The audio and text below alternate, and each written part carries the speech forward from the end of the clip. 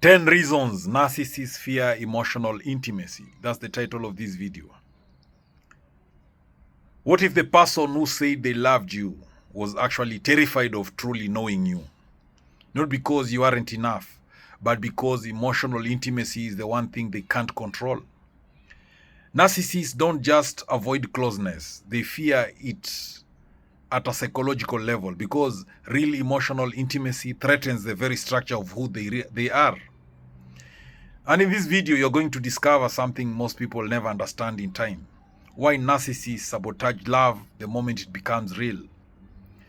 So stay with me, because reason number 7 is where most people finally realize they were never dealing with love in the first place.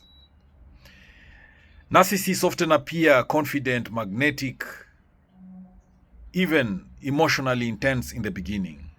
But emotional intimacy changes the game, because intimacy requires vulnerability, accountability, and mutual emotional exposure, things the narcissistic personality is structurally built to avoid.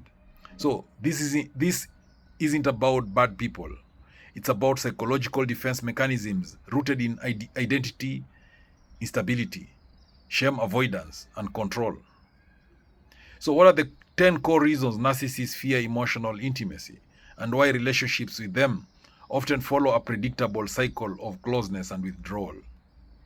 Reason number 1 is intimacy threatens control. For a narcissist, control is emotional safety.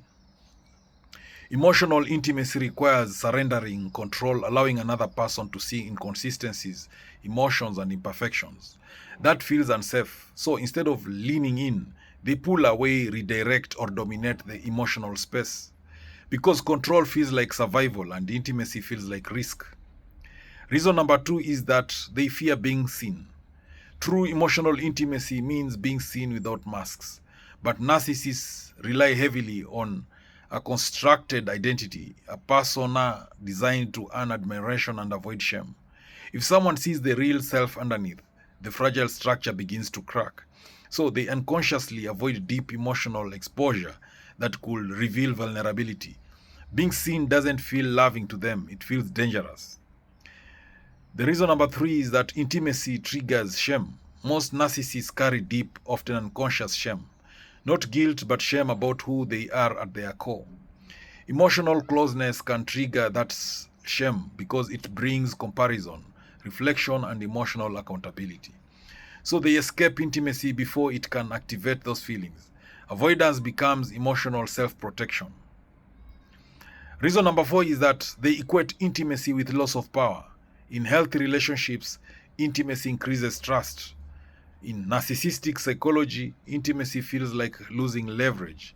The closer someone gets, the less predictable they become emotionally, and unpredictability feels like vulnerability.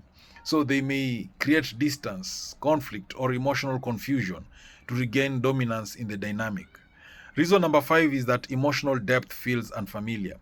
Many narcissists do not develop secure emotional attunement in early relationships, so deep emotional exchange feels foreign, not comforting. They may mimic emotional depth in the beginning, but sustained vulnerability is difficult to maintain. When real emotional depth appears, they often disengage, not because they don't feel, but because they don't know how to stay present in it. Reason number 6 is that they fear dependency. Intimacy naturally creates emotional interdependence, but dependency threatens the narcissist's self-image of being self-sufficient, superior, or invulnerable. So when they start needing someone emotionally, or when someone needs them, they may devalue or withdraw, because needing and being needed both feel like loss of control. Intimacy requires empathy, and empathy requires ego surrender. And this is the turning point most people miss. True emotional intimacy requires empathy, stepping outside your own perspective and fully entering another person's emotional world. For narcissistic structures, this requires ego flexibility they struggle to sustain.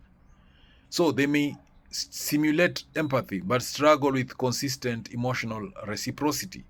When intimacy deepens, the demand for real empathy becomes unavoidable and uncomfortable. Reason number 8, they fear accountability. Emotional intimacy brings truth into relationships. It exposes patterns, harm, inconsistencies, and emotional impact. But accountability threatens the narcissistic defense system. So instead of leaning into intimacy, they often deflect, minimize, or shift blame to avoid emotional responsibility. Reason number 9 is that intimacy breaks the idealization cycle. At first, narcissistic relationships often involve idealization. That is intense attention, charm, and emotional intensity. But intimacy reveals reality, and reality is never perfect. So when a partner becomes fully known, the illusion collapses and devaluation may begin, because maintaining emotional fantasy is easier than sustaining emotional truth.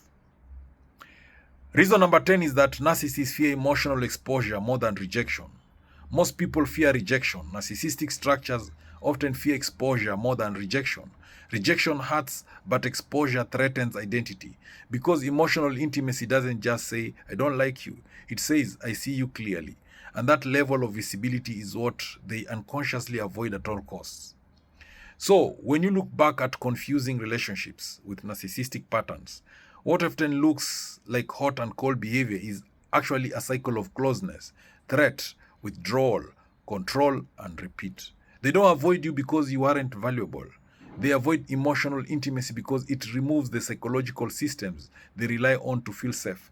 And once you understand that, the confusion starts to disappear. So, just to remind you, remember, narcissists are selfish, self-centered, egocentric, egotistic individuals. These are people who are self-absorbed, and their language is me, me, me, me, I. The narcissist only cares about themselves. It's all about them. They lack empathy. They have fragile egos. They need constant attention, constant validation, constant admiration, constant acknowledgement, recognition, praise, admiration from you. The narcissist is a master manipulator. They control. That's what they know how to do best. They want to control everything about you. They want to control you. They want to control what you wear, what you eat, where you sleep, where you go. They want to control everything about you. That is what gives them narcissistic supply. So remember, these are arrogant, boastful, bully people. They need everything to revolve around them.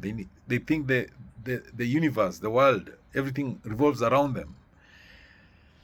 Thank you for watching this video. I hope you've learned a thing or two. Please subscribe to my YouTube channel if you've not done so. Thank you.